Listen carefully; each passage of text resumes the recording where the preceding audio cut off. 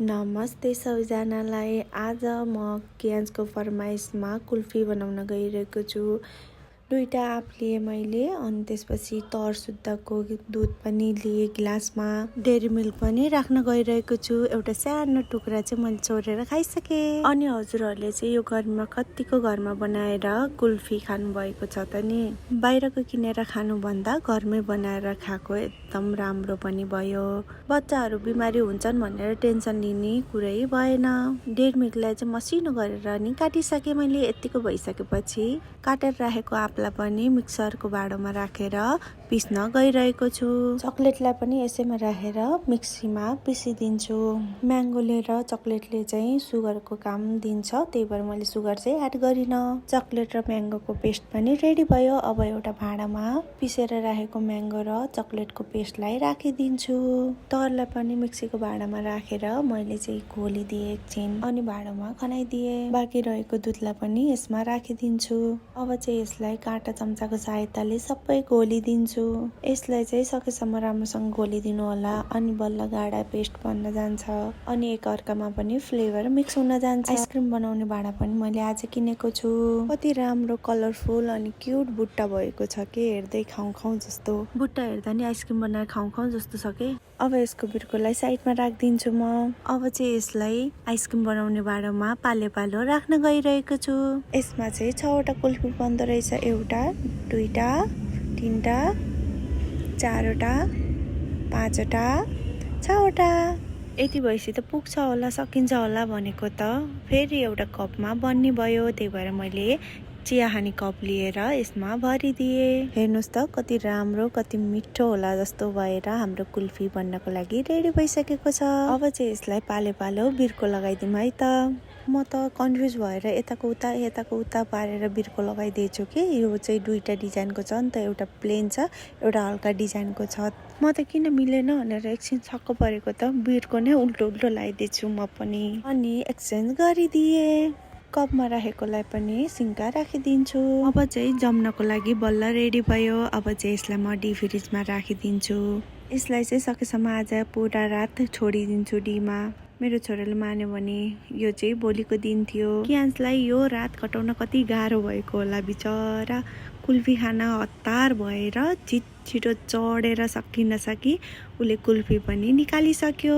Wow, यो त सबै म खाने हो, कसैलाई नि दिन्न भन्दै थियो। अब यो यतिकै त निस्किँदैन। अब एउटा भाँडामा हामीले नर्मल पानी राखेर यसलाई डुबाइदिन्छौँ एकछिन।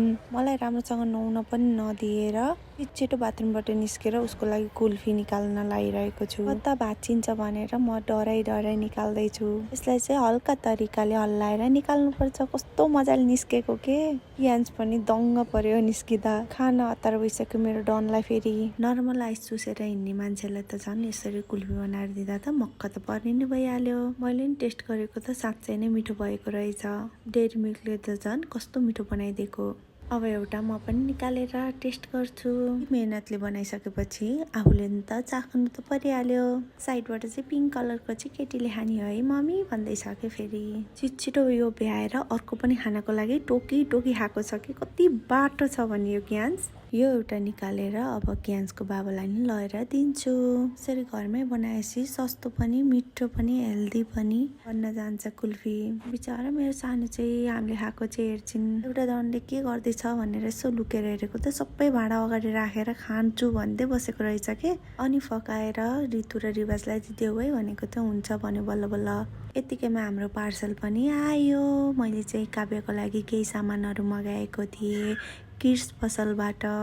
सो हिजो चाहिँ आएन, आज चाहिँ आयो। म चाहिँ मक्ख पर्दै पार्सल रिसिभ गरेर खोल्नको लागि हतार गरेर गएँ। पार्सल आउँदा पनि कियान्सलाई चाहिँ आफूलाई भनेर मक्ख परेर अगाडि सर्छ कि। जहिले पनि उसकै लागि हुन्छ र कहिलेकाहीँ त बहिनीको लागि नि त मगाउनु पर्यो। यो चाहिँ खाना तातो बसिरहने बल मगाएको थिएँ कि। कटोरामा खुवाउँदै चिसो भएर कति फाल्नु पर्यो। अनि पकाइसकेको फेरि लगेर तताएर खुवाउने कुरा चाहिँ भएन। त्यही भएर दिक्क लागेर मैले चाहिँ किड्स पसलबाट मैले यो कटोरा मगाएँ। यो साइडबाट चाहिँ तातो पानी राख्ने ठाउँ पनि छ कि, त्यही भएर खाना चाहिँ तातो बसिरहेको छ। आज चाहिँ खाना खाइसकिनँ। अब भोलि चाहिँ म यसमा अवश्य काव्यलाई खाना खुवाउँछु। एकदम राम्रो छ। हजुरहरूको पनि सानो नानी बाबुहरू हुनुहुन्छ भने हजुरहरू पनि यो अर्डर गरेर अवश्य खुवाउनु होला। अनि अर्को चाहिँ के मगाएँ होला हजुरहरू चाहिँ गेस गर्दै गर्नु, म चाहिँ खोल्दै गर्छु। मैले चाहिँ यहाँ खोलेर नि भ्याउनु लगाइसकेँ, हजुरहरूले गेस गर्नुभएको भएन। हातले नै खोल्छु भनेको मैले खोल्नै सकिनँ, अनि कैँचीले चिरफार गरेर मैले यो निकाल्न लागिसकेँ। ढ्यान यो चाहिँ कोकोनट ओइल थियो। अस्तिनको चाहिँ सकिसकेको थियो, त्यही भएर मैले चाहिँ आज किड्स पसलबाटै एकैचोटि दुइटै सामान मगाउँछु भनेर मगाएको थिएँ। म चाहिँ कोकोनट ओइलको लास्टै फ्यान भएको छु। बाबु र नानी दुइटैलाई मसाज गर्न भइहाल्यो, अनि मैले नि कपालको लागि यही युज गर्छु। अनि मलाई चाहिँ यो पड्काउन एकदम मजा लाग्छ, मैले चाहिँ पड्काउन लागेँ। भिडियोलाई अन्तिमसम्म हेरिदिनु भएकोमा धेरै धेरै धन्यवाद। हस्त बाई।